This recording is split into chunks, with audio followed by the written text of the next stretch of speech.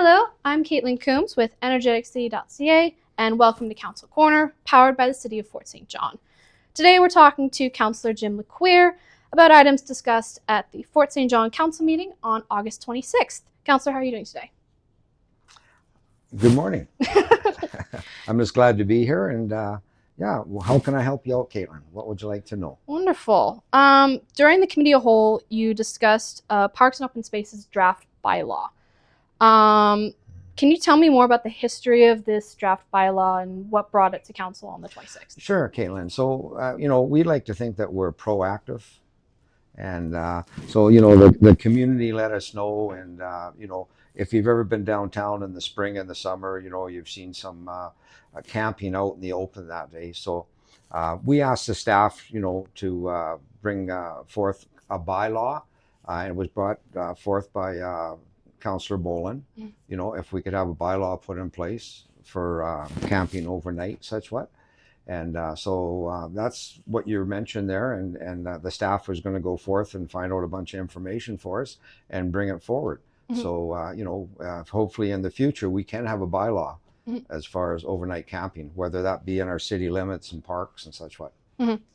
And these types of bylaws, as you kind of touched on, they demand a lot of footwork and a lot of research, and it takes a lot of time to bring them. What's that process like for staff and also for yourselves as councillors when you're reviewing these?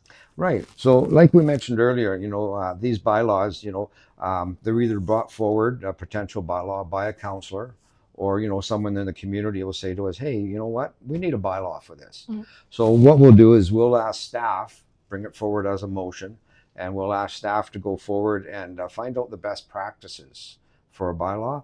And that may very well mean, talking to other communities that have these bylaws in place already, so we're not reinventing the wheel.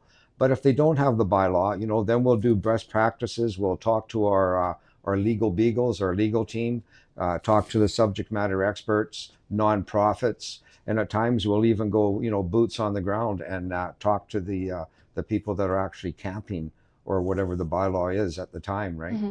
So we leave no rock unturned. And once the bylaw draft is in place, they'll bring that to council and we'll take a look at it. Mm-hmm. Okay.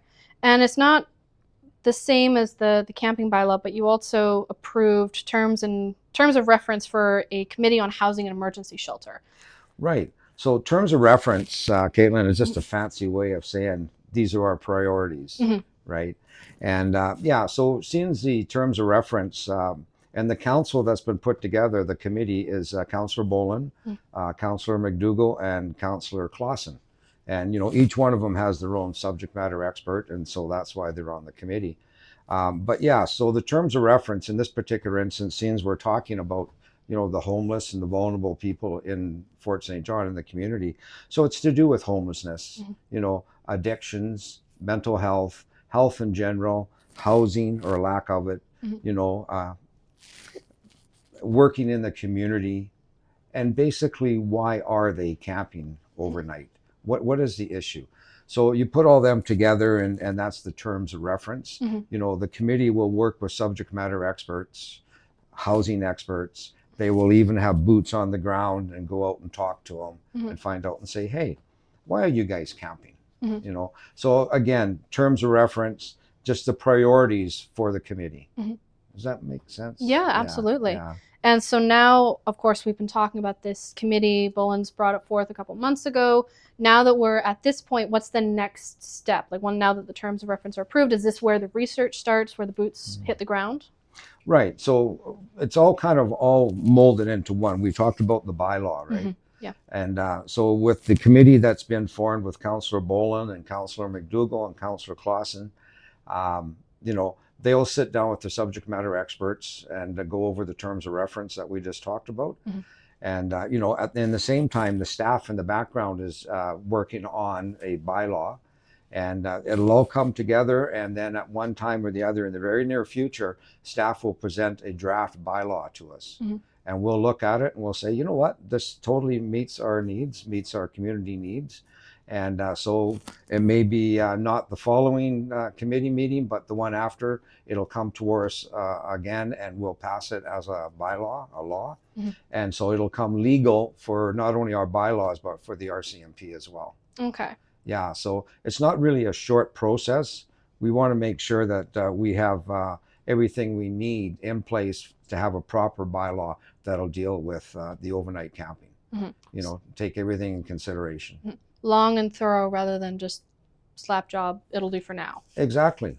Yeah, you know, most of our bylaws are around for a long time, and they've all served us well. So this one here is very important, you know, camping in the community. It's very important for our community and for the people out there too. You know, it's just not our community members saying, hey, council, you know, what's happening? Why are all these people camping?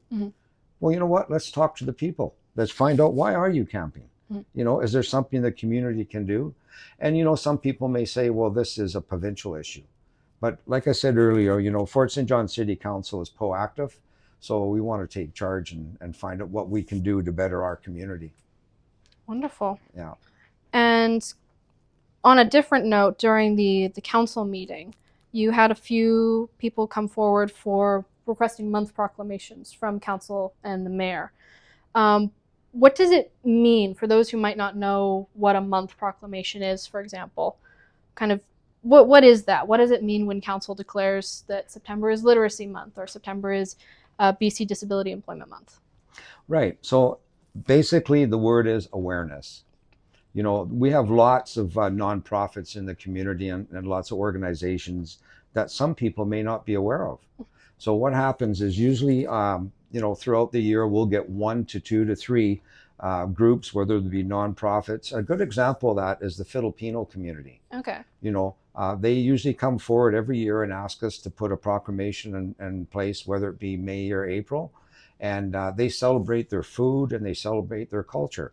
And, you know, a lot of times it's at the Culture Center, the Fort St. John Culture Center, or the Festival Plaza. And so, yeah, it's basically just awareness to groups that are out there and let everybody know, hey, you know what? This is what we're all about. Wonderful. And you mentioned the Filipino community. They come to you typically every year.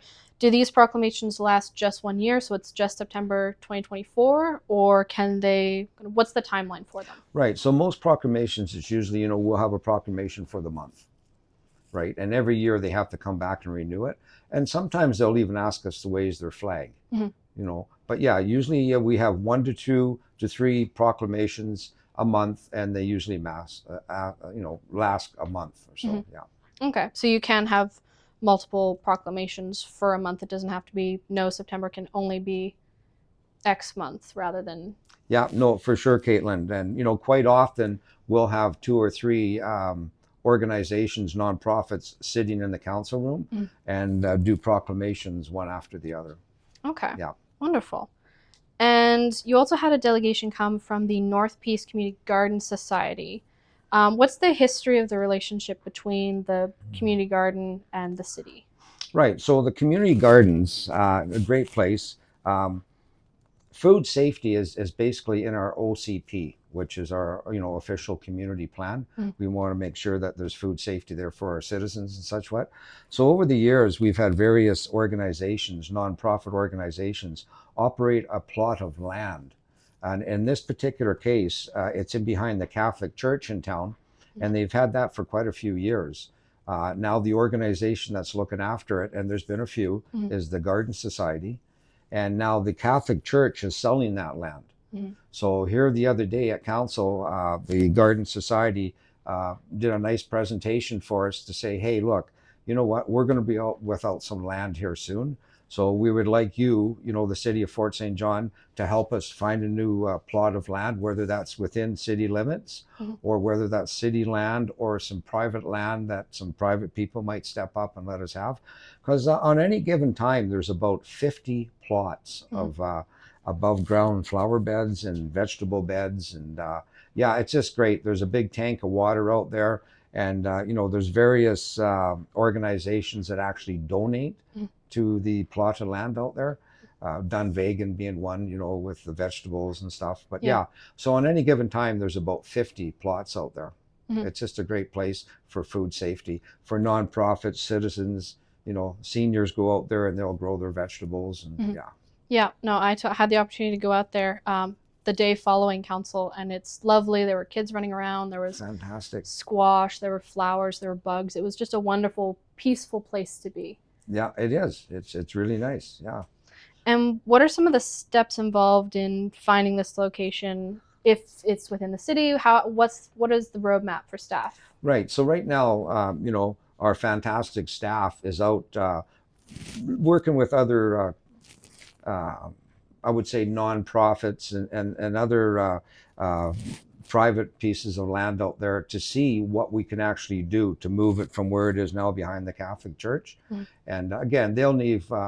Scenes we're speaking of gardens, no rock unturned, you know, to look for some land for them within the city limits, hopefully, you know, because a lot of the people that actually garden there, you know, they're seniors, they're nonprofits, you know, a lot of them don't have vehicles, and even if they do, they don't want to drive out of town. And Yeah. and the staff will be looking to see if there's some private land that's available.